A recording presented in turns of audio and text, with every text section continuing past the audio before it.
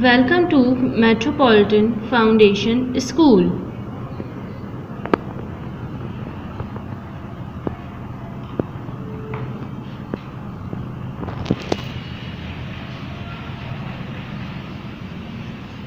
Assalamu alaikum, dear all students of class 9th. This is your teacher, Miss Tahniya, and I hope you all will be fine and safe at your homes. And I also hope that you all are taking your all online sessions daily. As you all know, I teach computer you all, so take out your computer books and open page number 50. In our previous session, I have given you an introduction of unit number 3, which is office automation. Now I am continuing my topic from page number 50. So come on page number 50 and look at the heading of Arrange Group. Arrange Group. The buttons in Arrange Group helps the users to quickly arrange graphical and other elements of the document in relation to the main textual content. ये button arrange group का जो button है ये help करता है users की कि वो क्विकली अरेंज कर लें ग्राफिकल और अदर एलिमेंट्स को अपने डॉक्यूमेंट्स में in relation to the main textual content, जो कि रिलेट करते होंगे किसी भी टेक्सचुअल कंटेंट से। अरेंज ग्रुप हमें मदद देता है किसी भी डाटा को, जैसे कि डाटा हमारा किस फॉर्म में हो गया, ग्राफिकल फॉर्म या अदर एलिमेंट फॉर्म में, हमारे डॉक्यूमेंट में जो डाटा मौजूद है उस डाटा को अरेंज करने में मदद देता है arrange group.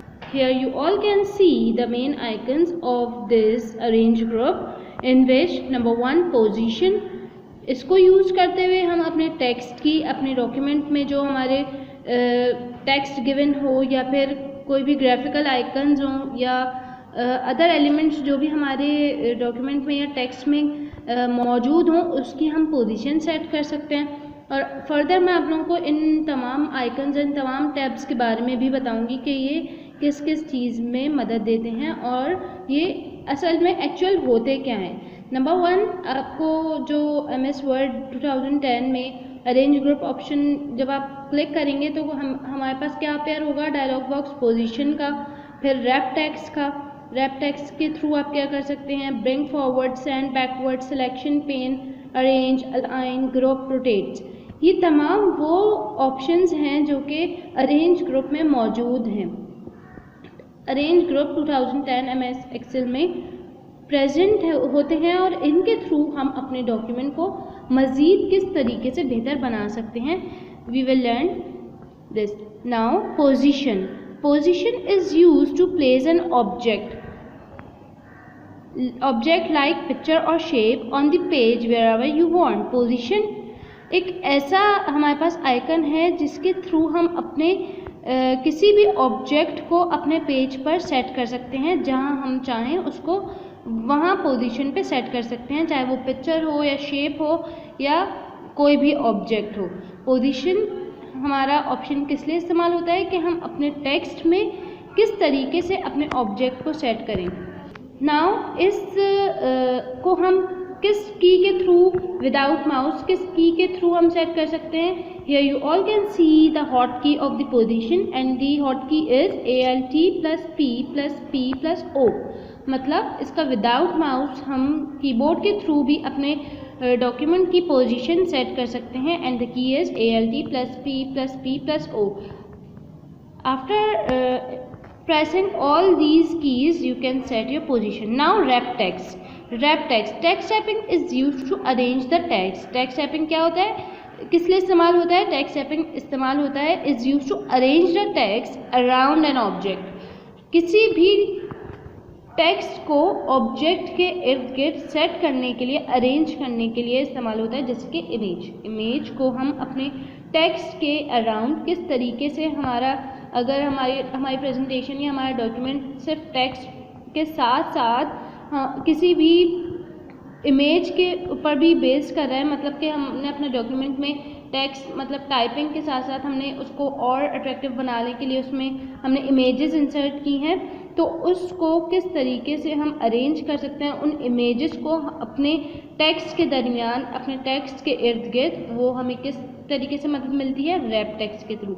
And the hot की of arranging the wrap text is ALT plus P plus T plus W. Now bring forward. Brings a selected object. Brings जो होते हैं वो selected objects होते हैं in front of all other objects, जो कि किसके सामने जो है select हुए हुए होते हैं, other objects के सामने। और इसकी हॉट की है ALT plus P plus A plus F. Now send backwards. Sends a selected objects behind all other objects. Sends backwards जो होते हैं वो ऐसे selected objects होते हैं जो कि दूसरे objects के back पर, behind पर जो मौजूद होते हैं, selected होते हैं। और इसकी हॉट की है ALT plus P plus A plus E. Here you all can see the icons of all these tabs. Number 1 is position. Position का टैब आप यहाँ से पहचान सकते हैं। अपने MS Excel 2010 में भी यही पोजीशन के टैब्स मौजूद होते हैं। रैप टेक्स्ट का टैब यहाँ पर आप देख सकते हैं। ब्रिंग फॉरवर्ड, सेंड बैकवर्ड, इन तमाम ऑप्शंस के यहाँ पर टैब्स भी मौजूद हैं। Now selection pane. Selection pane is used to select, show.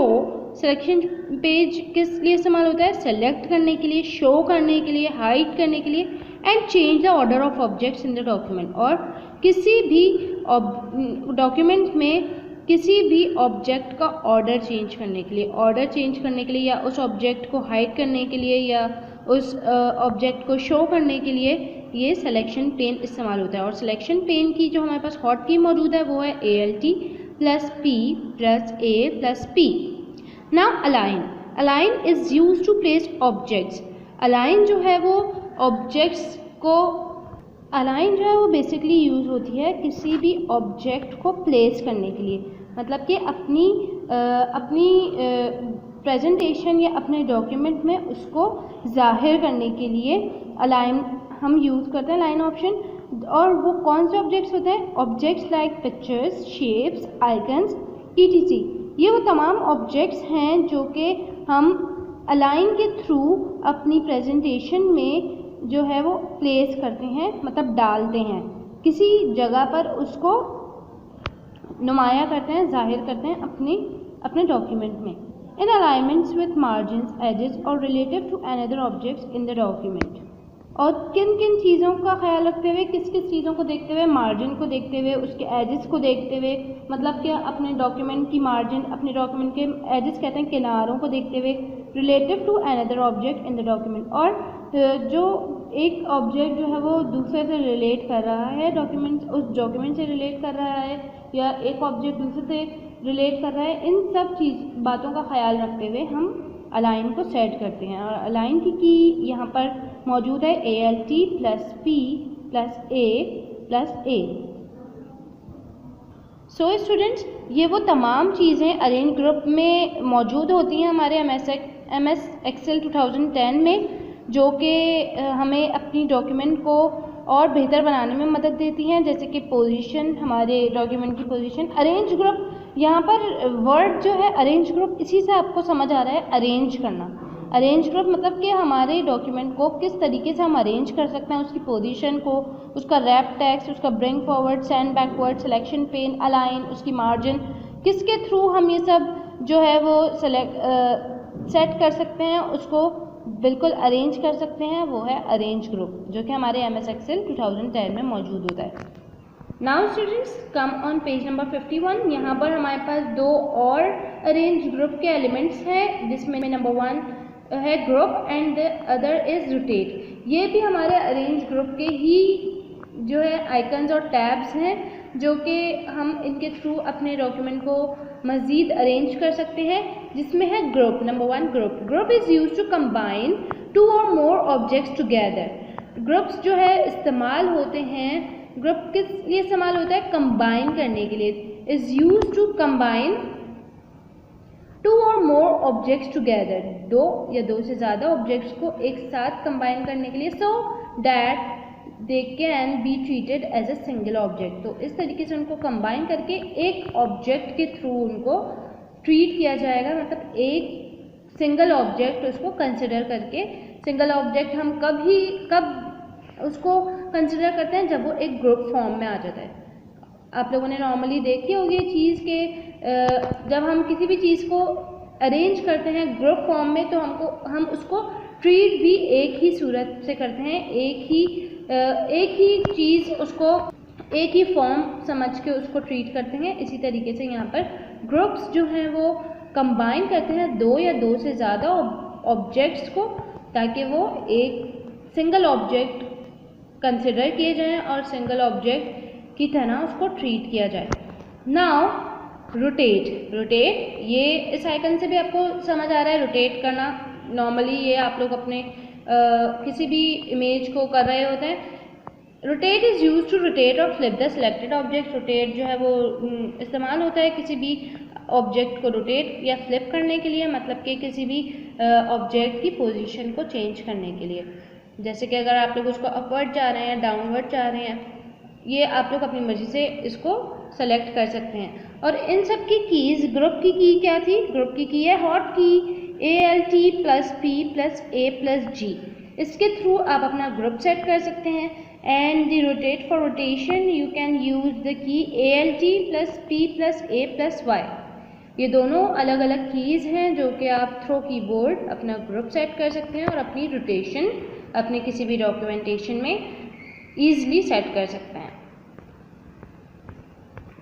Now students, table of content.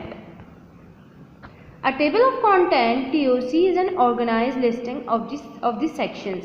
Table of content TOC जो होता है वो एक ऑर्गेनाइज्ड लिस्ट होती है किसी भी सेक्शंस की, ऑर्गेनाइज्ड लिस्टिंग होती है किसी भी सेक्शंस ग्रुप्स की and headings of the content, या किसी भी हेडिंग्स की या ग्रुप्स की जो भी हमारे डॉक्यूमेंट में मौजूद हैं सेक्शंस। जैसे कि वो कौन से सेक्शंस हैं, ग्रुप्स हो गए या हेडिंग्स हो गई उसमें शामिल, या फिर उसके सेक्शंस हो गए। तो इन सब की जो ऑर्गेनाइज्ड लिस्टिंग होती है वो कहलाती है table of content. And identified by page numbers where they are placed, और ये आइडेंटिफाई किए जाते हैं अपने पेज नंबर्स के थ्रू जहाँ पर वो मौजूद होते हैं।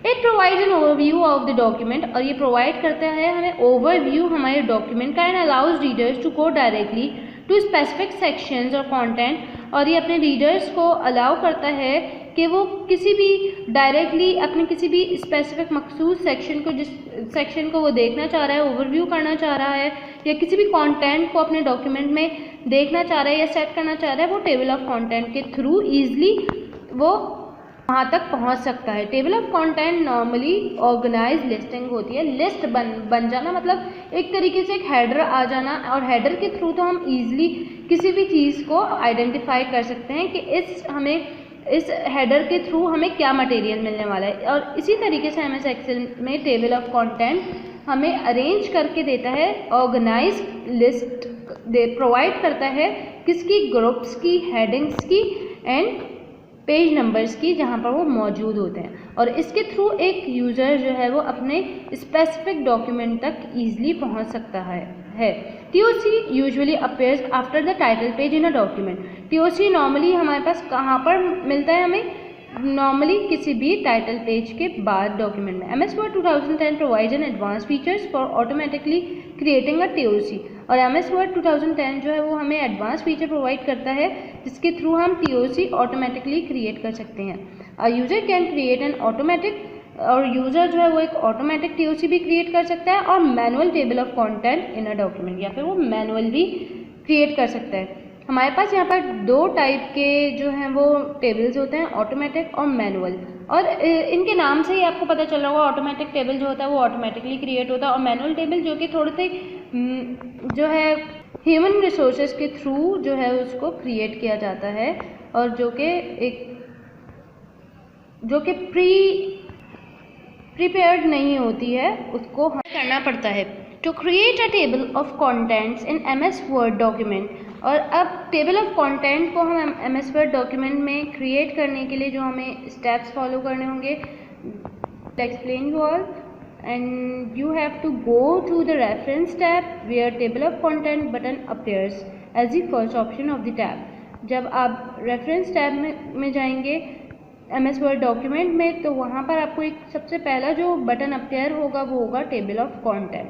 MS Word provides several options of creating a TOC. MS Word हमें जो है काफ़ी सेवरल ऑप्शंस जो है वो प्रोवाइड करता है TOC क्रिएट करने के लिए. That include automatic table creation, जिसमें क्या क्या शामिल है, ऑटोमेटिक टेबल क्रिएशन या मैनुअल टेबल क्रिएशन, और the user can even create a customised table of contents based on the requirement of the document. मैंने आप लोगों को पहले ही बताया था कस्टमाइज्ड डॉक्यूमेंट्स क्या होते हैं. कस्टमाइज्ड डॉक्यूमेंट्स वो होते हैं जो एक यूज़र अपनी मर्ज़ी के मुताबिक बना सकता है, अपनी मर्ज़ी के थ्रू उसमें एडिटिंग कर सकता है, उसको अट्रैक्टिव बना सकता है. तो MS Word जो है वो हमें 3 ऑप्शंस प्रोवाइड करता है, जिसमें ऑटोमेटिक टेबल क्रिएशन, इसके थ्रू हम ऑटोमेटिक टेबल क्रिएट कर सकते हैं. Number 2 manual table creation, number 2 manually हम लोग टेबल क्रिएट कर सकते हैं. और एक होता है कि इवन यूज़र जो है वो कस्टमाइज टेबल भी, टेबल ऑफ कंटेंट भी जो है अपनी मर्ज़ी के मुताबिक, अपनी रिक्वायरमेंट के मुताबिक MS Word पे क्रिएट कर सकता है.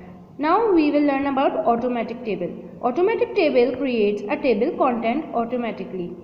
ऑटोमेटिक टेबल जो होता है वो table of content TOC automatically create कर देता है based on the contents used as headings present of MS Word. और ये किस पे बेस करता है, उन हेडिंग्स पर जो MS Word में मौजूद होती हैं. Based on the type of headings, normally जो ऑटोमेटिक टेबल होता है वो बेस करता है हेडिंग्स पर, क्योंकि हेडिंग्स के थ्रू ही हम आइडेंटिफाई कर सकते हैं किसी भी टाइटल को. Table of content will create the appropriate levels and show page number where those headings are placed. और इस तरीके से ऑटोमेटिक टेबल ऑफ कंटेंट जो होता है क्रिएट कर देता है appropriate levels and show page numbers, और ये शो भी करता है पेज नंबर्स या दोज हेडिंग्स आर प्लेस्ड, जहाँ पर वो हेडिंग्स हमारे वो टाइटल्स या वो हमारा एक पैराग्राफ हमारे पास टेबल ऑफ कंटेंट में किस पेज नंबर में मौजूद है, तो ये पेज नंबर भी ऑटोमेटिकली शो कर देता है हमारे टेबल ऑफ कंटेंट में. The only difference between automatic table 1 and automatic table 2 is the title. जो मेन डिफरेंस बिटवीन है टेबल 1 और टेबल 2 के दरमियान, जो कि ऑटोमेटिकली क्रिएट होता है, ऑटोमेटिक टेबल की बात हो रही है यहाँ पर. ऑटोमेटिक टेबल 1 और ऑटोमेटिक टेबल 2 में जो डिफरेंस होता है वो होता है is the title of the table. वो सिर्फ टाइटल का डिफरेंस होता है, दैट इज कंटेंट्स और टेबल ऑफ कंटेंट, जो कि किस नाम से होते हैं, कंटेंट्स और टेबल ऑफ कंटेंट्स के नाम से. Now manual table. Choosing manual table from the table of content menu will create a template. जब हम चूज़ करेंगे मैनुअल टेबल से टेबल ऑफ कंटेंट मेन्यू, वो क्रिएट करेगा template of generic table of content. This table will need to be edited and defined manually by providing all the headings, sub headings and page numbers. और इस title को हमें, इस table को जो है वो एडिट करने की ज़रूरत होगी, उसको बिल्कुल स्टार्ट से बनाने की ज़रूरत होगी, क्योंकि वो मैनुअल टेबल होगा. मैनुअल टेबल जो एक इंसान बनाता है मैनुअली अपनी मेहनत से, तो इसमें हमें उसकी हेडिंग्स भी डालनी पड़ेंगी, उसकी सब हेडिंग्स का भी ख्याल रखना पड़ेगा और उसके पेज नंबर भी. To extend the table simple copy, और एक्सटेंड करने के लिए टेबल को हम क्या करेंगे, simple copy and paste the template lines. हम कॉपी और पेस्ट करेंगे टेम्पलेट लाइन्स को and edit them to preserve proper formatting, और उसको एडिट कर देंगे प्रॉपर फॉर्मेटिंग के लिए. Now here you can see table of content. Table of content में अब जो हमारा ऑटोमेटिकली टेबल ऑफ कंटेंट था उसमें हमारे पास था कि वो सबसे पहले बेस करता है हेडिंग्स पर. हेडिंग्स पर बेस करता है. यहाँ पर आप लोग देख सकते हैं किस तरीके से यहाँ पर हेडिंग्स और सब हेडिंग्स गिवन है. हेडिंग्स और सब हेडिंग्स के साथ यहाँ पर पेज नंबर्स भी गिवन है. यहाँ पर सिर्फ जो फ़र्क होता है टेबल ऑफ कंटेंट 1 और टेबल ऑफ कंटेंट 2 में, वो सिर्फ हेडिंग्स का फ़र्क होता है जो कि हमारे इस कंटेंट में मौजूद होती हैं.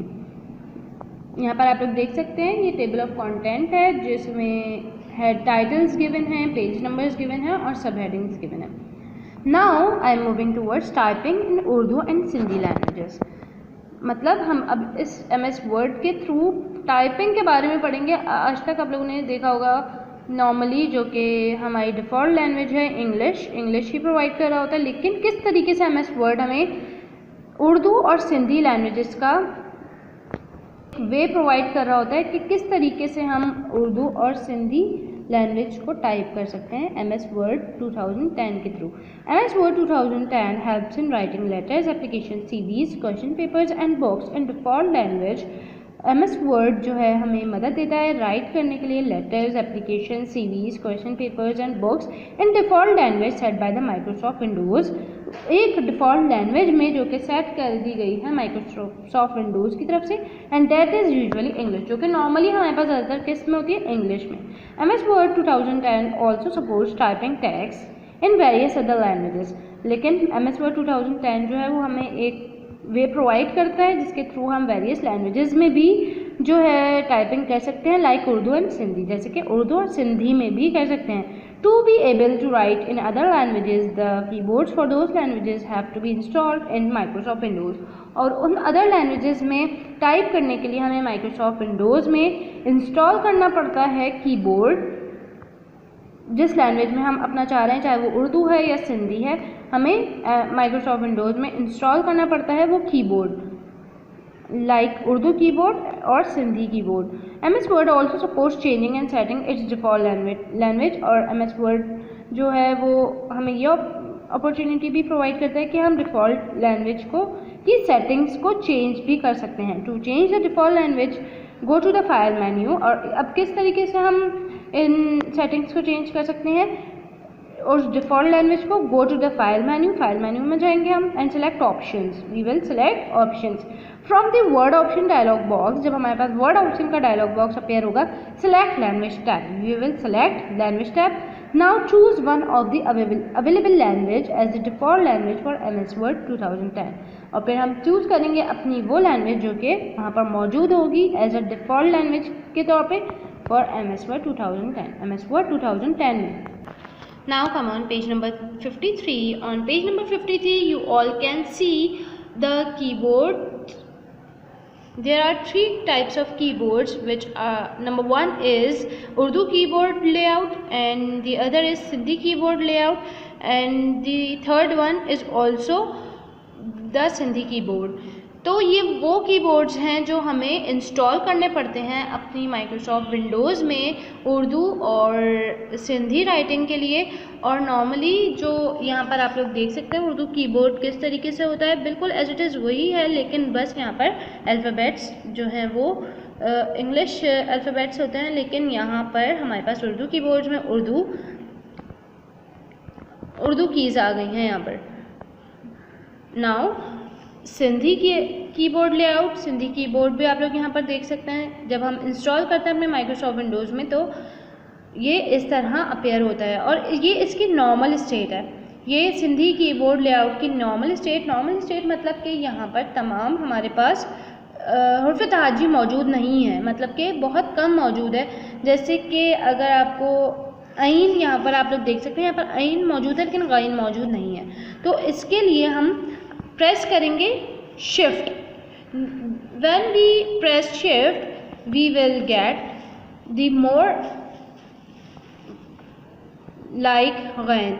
हमने जब जैसे ही शिफ्ट प्रेस किया तो हमारे पास यहाँ पर फर्दर जितनी भी हर्फ तहाजी है सिंधी की वो यहाँ पर हमारे पास अपीयर हो जाएगी। सो स्टूडेंट्स, ये वो कीबोर्ड्स हैं जो हम अपने माइक्रोसॉफ्ट विंडोज़ 2010 में MS वर्ड 2010 में इंस्टॉल कर सकते हैं for writing purpose. Now we will stop our explanation and today's session here. I hope you all have understood today's session very well.